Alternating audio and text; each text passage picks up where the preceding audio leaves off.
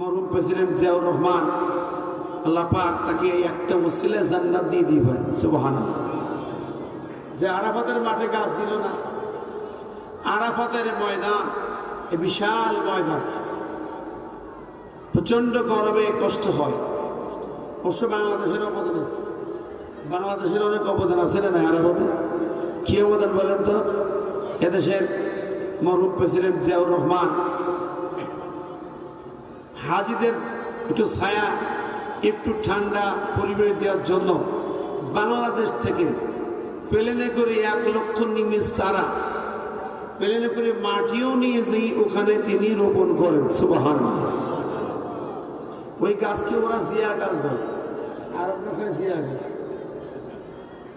যা হোক, আমি বলতেছিলাম তো আরাফাতের মাঠে বিশ্বনবী সাল্লাল্লাহু আলাইহি ওয়াসাল্লাম বিদায়ের ভাষণ দিয়েছিলেন। সেই দিনই আয়াতটা নাযিল হয়।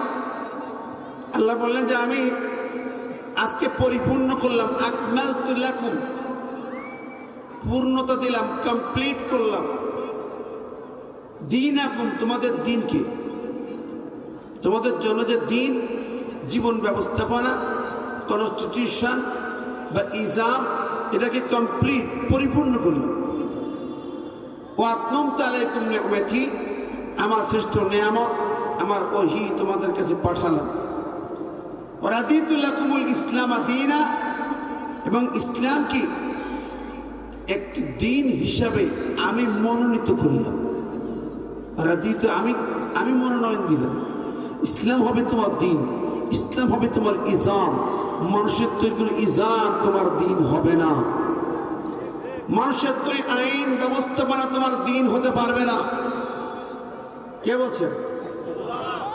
আল্লাহ মনোনয়ন দিচ্ছেন ইসলামকে, আর আপনি সেই আল্লাহর বান্দা হয়ে আপনি সেই আরাফাতের মাঠে হাজির হয়ে যদি এবার অন্য দিন মানেন, অন্য তন্ত্র মন্ত্র মানেন, হজ কবুল হবে?